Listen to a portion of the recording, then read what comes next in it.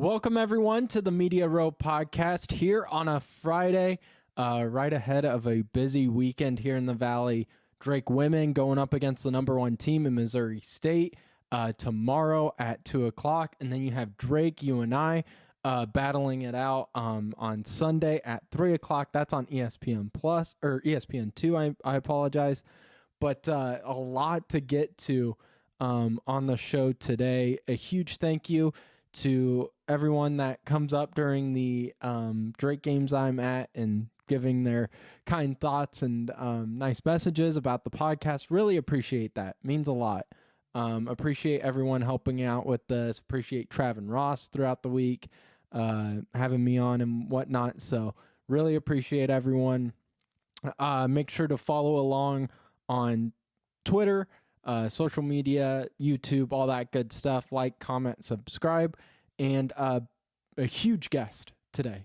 You may see me reposting his stuff, talking about him on the podcast, but someone who knows probably the most about the Missouri Valley as a whole, someone who has watched every game and does a great job on Twitter of just constantly putting crazy good stats and thoughts out there on Twitter, joining us because he focuses mostly on the UNI Panthers, and someone who I met a few years ago, actually in St. Louis, when I was a student at Drake, and he was someone that listened to KXNO and really appreciated my work, and that meant a lot.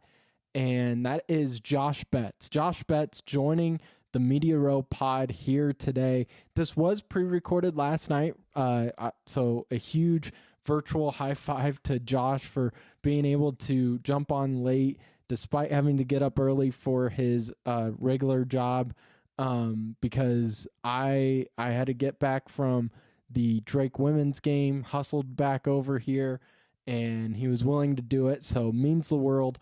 And I won't take up any more time because I want you guys to be able to listen to one of my favorite interviews I've been able to do throughout this early start of Media Row podcast, breaking down mostly the Drake and UNI game, but just the Missouri Valley as a whole. Welcoming now to the show for the first time, not the last time though, Josh Betts. All right, Josh, I'll just hop right into it. There's no hotter team than the one you've been covering in the UNI Panthers, in-state rival to the Drake Bulldogs. They've won 6 straight, 19-point comeback the other night against Belmont. What have you been seeing from this team, and how in the hell does Ben Jacobson do this year after year of start of the year? You don't really know the identity of the team. And then by the end of the year, everyone's sweating, not wanting to play UNI in the tournament. Well, first and foremost, Justin, thank you for the invitation to join Absolutely. you. I think what you've built with this podcast since your employment at iHeart came to an end far too soon, in my opinion. But what you've built in a short time has been tremendous, and I'm excited to see for you where this goes going forward. But getting back to your question, you mentioned it, 6 straight wins for UNI, and they've won 8 of their last 9, a streak that started following the loss to Drake in Des Moines. And to your question of kind of what has spurred the streak on, I think it's a little bit just number one, as you know, you've covered this league for quite a while, with Ben Jacobson teams that typically start at the defensive end of the floor. And that's certainly been a key piece when we talk about specific to the 6 game win streak. But also, if you go back and look at the last 9 games as a whole, but I think also it's been their depth. It's a team that typically goes, they'll play nine guys. Typically, the scoring goes consistently about 8 deep.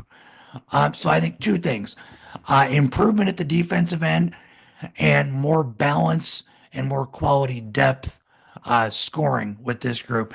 And let's also remember, Justin, Ben Jacobson and his staff lost 7 players to the transfer portal this past offseason. And if you look at the previous offseason, they were one of six teams nationally to not lose a player to the transfer portal. So I think, when we talk about, and to your question of kind of what in particular has stood out in this streak, I think it's a team that is hitting their stride at the right time in Valley play. And as you mentioned, that tends to be a bit of a common thing with Ben Jacobson led teams as the season draws closer to Arch Madness. So you bring up the bench and the role players being a huge part to UNI's success. That was something I had down about with Drake is we're seeing their role players grow and Isaiah Howard, Tavion Banks, Kale Combs has been really good of late. They've grown since that victory against UNI. So how do the role players compare in your eyes? Who has the edge in terms of depth for Sunday's game? That's a tough question. I think, um, depth wise as a whole, I guess as I think about it, it's maybe hard to determine where that advantage might be. Um, certainly you mentioned what Tavian Banks, Kale Combs have done. Isaiah Howard should be an all freshman team member. I think if I had a vote, he would certainly at minimum be under consideration. But you can certainly make an argument he should be on the all freshman team. So where the advantage lies in the depth, um, certainly games aren't played on paper, but you look at both teams' benches, and both teams' benches have contributed at a high level in recent games. And then against Belmont in that 19-point comeback for UNI, rebounding was huge. And rebounding has been a key staple to both of these teams. You look at the stats, and these two, I mean, if UNI is first in something, Drake is number two, is how it feels when you look down the chart. But you look at rebounding and Valley play, UNI, big key, just how important is that going to be for each team on Sunday? Is that probably the biggest key, do you think? It certainly could be. And you mentioned rebounding. To go back to Wednesday night's game for you and I in Nashville against Belmont, I made note of this at the end of the game because I find it to be really so. This statistic here, as I was covering the game and watching it live, this number did not feel this big in terms of the rebounding advantage for you and I in the second half. They out rebounded Belmont in the second half 30 to 12. And if you look at offensive rebounds, you and I had an 11-2 advantage there and a 13-2 advantage in the second half in second chance points. I mean that's how you make up a 19-point deficit. Um, but I don't have the numbers in front of me from the first meeting in Des Moines.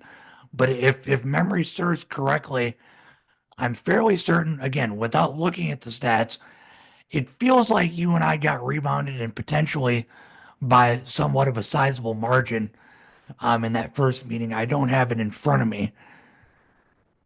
I do remember from that first meeting though, you had Ty Anderson who it feels like it's very rare to see him not put up double digits, but it was Hudson who watched him and he only had I think 1 point that entire game.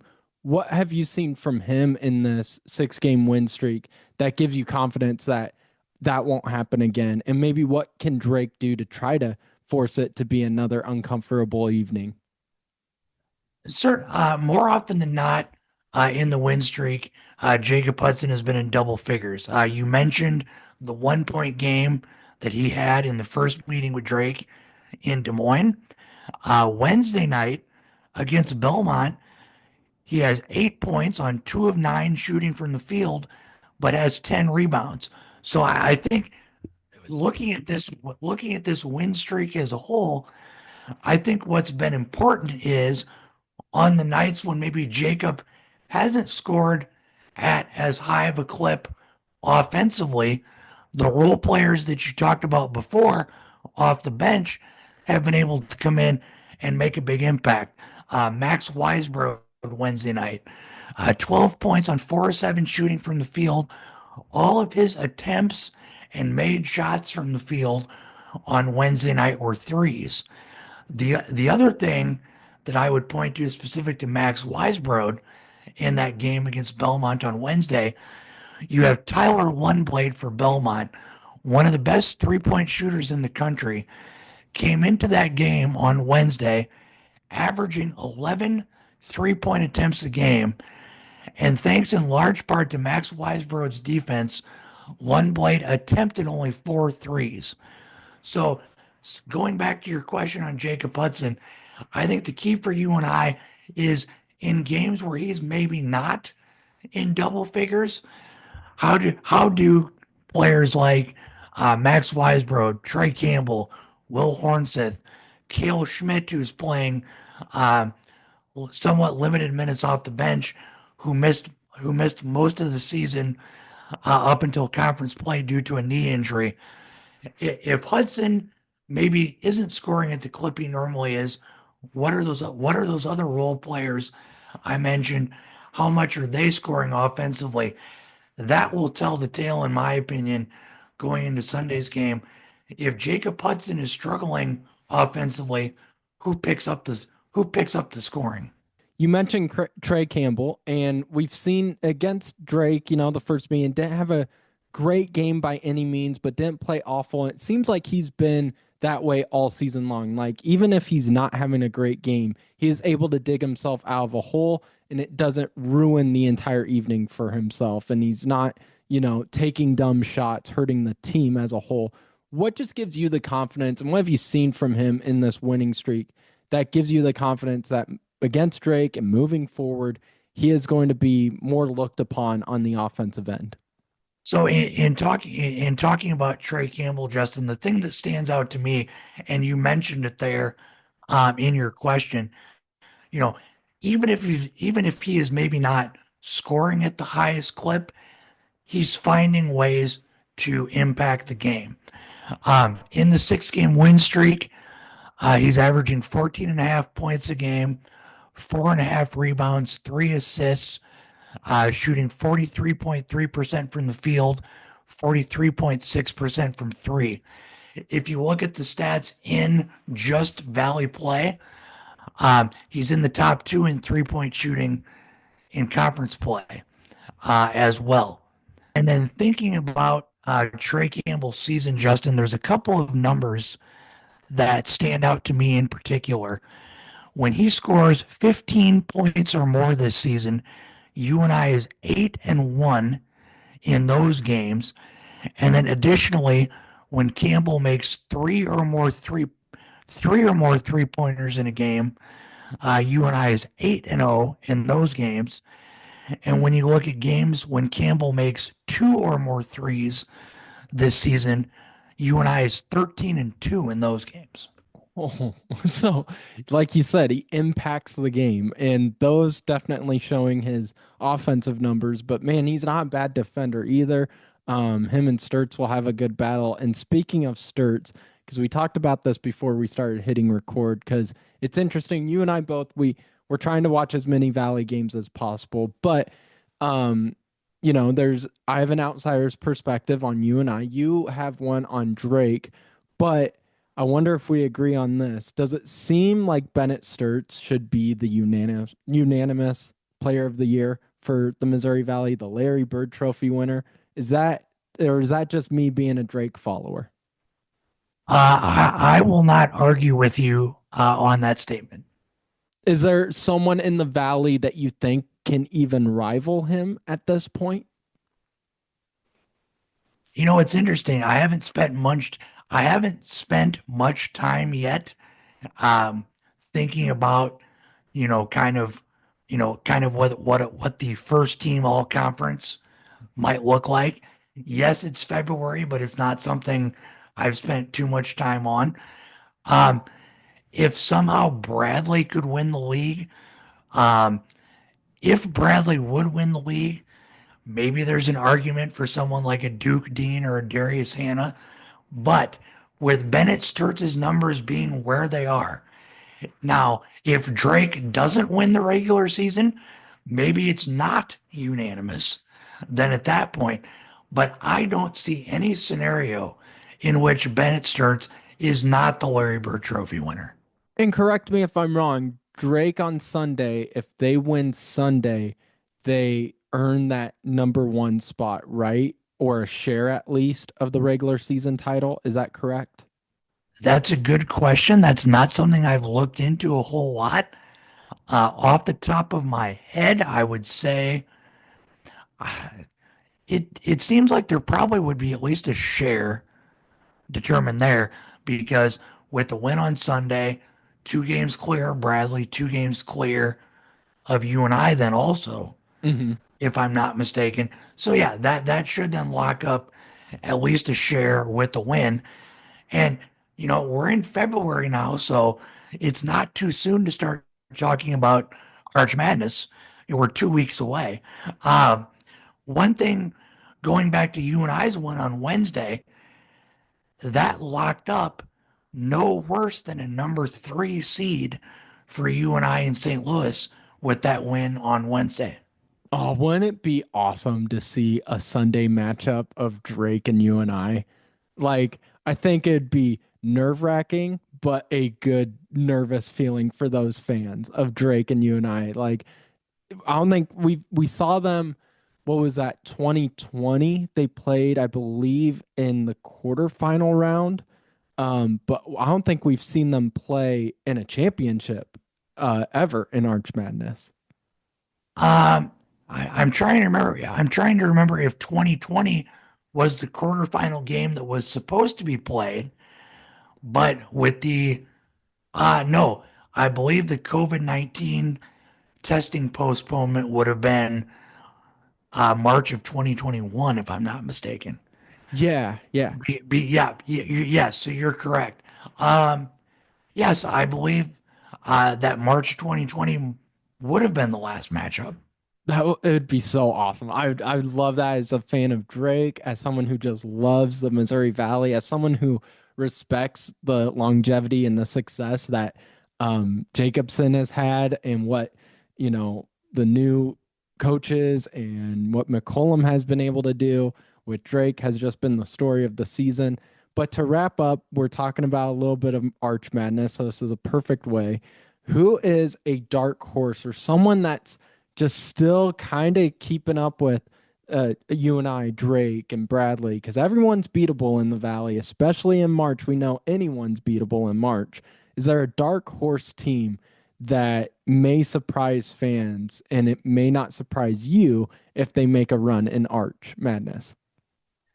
I don't know if this is a team, Justin, that would surprise fans of the Valley or fans of Drake. But I think the way Belmont plays offense, I mean, I don't think anyone would be surprised if they pull an upset of a Bradley or a Drake, depending on how the bracket falls, a UNI. Um, and chances are, it looks like Belmont has a pretty good chance to sneak into that 4 seed more than likely, with the way the standings are going into this weekend. Um, I mean, I it maybe dark horse is a wrong word, but I wouldn't be shocked if you and I are courtside at Enterprise Center on Sunday of Arch Madness and Belmont's in the championship game. Really? Because I mean, they are that offense when it's clicking, it is a tough machine to stop. I also like Illinois State. That's kind of where my head's at. And after what we saw them do against Bradley the other night, they're just a physical team that I like going into Arch Madness as well. We've talked a lot about Bennett Sturtz and, of course, the impact that he has had on Drake's program and on the league in his first year in the league. You mentioned Illinois State, kind of your dark horse. Um, a couple names to watch for with that Redbird team. Chase Walker, their starting One of center, my favorites. should, in my mind, be the most improved player in the league when that honor comes out here in a couple weeks. But we talked about Bennett Sturtz's impact. to Drake and to the Valley in his first year in the league, a true freshman that has really come on the scene. Look no further than his performance last night against Bradley. Jack Doherty is a name to watch. True freshman for this Illinois State team. 7 threes last night in their win over Bradley. That's a player to watch with this Illinois State team. The last the last week and a half of the regular season and going into Arch Madness.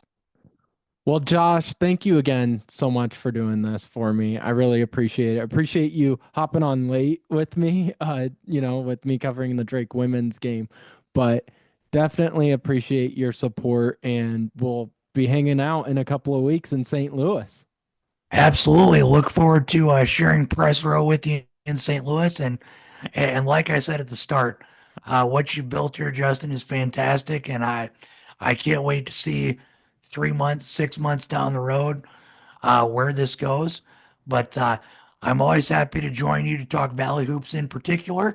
And happy to join you anytime. And um, perhaps for your listeners, there may be some content that Justin and I partner on in St. Louis. So something to look forward to quite possibly during Arch Madness for your listeners. And I appreciate those kind words, Josh. Is there a place where listeners can check out your stuff as well, too? Best spot in terms of game updates and things of that nature. Bets on Sports on Twitter. Best place. Awesome. Well, go check out anything Josh puts out. I try to retweet as much as possible too, because your stuff is always great, top notch. So appreciate it, Josh. I will see you in St. Louis. Sounds great, Justin. Thanks. See ya. A huge thank you to Josh for coming on the show. Make sure to follow him, like he said, on Twitter at Bets on Sports. Huge follower of his stuff that he puts out. I try to repost it as much as possible. And like he said, kind of a deep tease. We do want to try to do something with the stuff he does on his social media and then what I do here at Media Row. Want to try to connect in St. Louis since we'll both be there, kind of talk about the games we're seeing, maybe do a fun, maybe it'll be a championship preview that we do. But I plan, make sure to be following along on social media with Media Row, because during St. Louis, we just moved to Monday, Wednesdays, and Fridays. I'm going to switch it up on you again in St. Louis because Wednesday I'll be traveling. Won't be able to do a show Wednesday, but we'll do a show Monday, Thursday, Friday, and Saturday night. We'll actually do a show as well. So I will repost that. I will make sure everybody gets it drilled into their head that that week will look a little different with me being live in St. Louis. And then the championship game, of course, we'll recap on that following Monday. But a huge thank you to Josh, Drake UNI, 3 o'clock, ESPN2. Great in-state rivalry game. I think it'd be awesome if those two teams faced off on Sunday. And there's a chance they could. I mean, everyone is beatable in the Valley, so there's no clear-cut favorite to who's going to make it to Sunday. But those two have been playing probably the best basketball in the month of February out of anyone. But before we wrap up today, I do want to talk about a little of last night's Drake women's game. Drake women dominate SIU. Wasn't even close, 82-40. And I was talking with Coach Pullman about this game, and no game is perfect by any means. But this was a game that I was just so impressed with the way every pass looked like it was with purpose. Every cut looked purposeful. There were no bad shots. And that's with everyone playing. That's with a huge lead. It's human nature to get comfortable and want to slow down. They never slowed down. And yes, SIU isn't a top tier team by any means, but they're a good rebounding team. Drake didn't have any issues with that. And just being able to get a team to always play with the gas or their foot on the pedal, even in a blowout like that at home, that's great signs for going into conference play, because in March, crazy stuff can happen. And you want a team that is always willing to go and compete. And that's what Pullman has done all season long. In this Drake team, their revenge tour, they could get full revenge against a Missouri State squad who went into overtime against UNI on the road on Thursday night. They now go up against a Drake team, like I said, who has their starters rested. I mean, Katie Dennebeer and the starters, they were out of the game basically little after the start of the third quarter, because it was just Drake's team as a whole just completely overwhelmed SIU. All players played last night, but so though that's huge going into Saturday against the number one team in the Valley, a team you're trying to get revenge on. They've taken down Belmont, they have taken down Murray State. Now you're at home going up against Missouri State senior day. And we'll talk about one of the seniors here in just a second. But all those emotions, trying to get setting up for a great weekend after a dominant victory over SIU. So, like we said, wanted to talk about a senior, and that's in Courtney Becker. I've been a fan of her since she was a freshman. She's not someone who is going to put up 20 points a game. She may not even be the second leading scorer, but she is someone in just terms of hustle, in terms of getting physical. She is one of the best. I love the way she rebounds. She's vital to this team, not only in her leadership and seniority, but just the way she rebounds and gets this team extra possessions. She was a huge part as to why Drake dominated the paint, and that was probably the biggest reason Drake dominated SIU, because they outscored the Salukis 54-16 in the paint. But she's a big reason with that. Her backdoor cuts are always impressive, but she hits the 1,000 career point mark. Family there with the sign. When she hit a three, she had to make it dramatic. She shot it at the top of the key. It bounced around about 4 times, but it dropped. And you could see the pride, the relief on her face as much as the bench. And that just shows what Pullman has created here at Drake, the culture and just the fans reacting to it. If the family didn't have the 1,000 point sign, you just knew something special happened there just by the reaction of the entire stadium, of the bench, coaches, and then her face, which is a great image of her hitting that three, and almost just you could feel the weight and the pride illuminating off of her. So very cool moment for Courtney Becker, and this setting up for a great weekend. Missouri State coming into town on Saturday. Try to be there.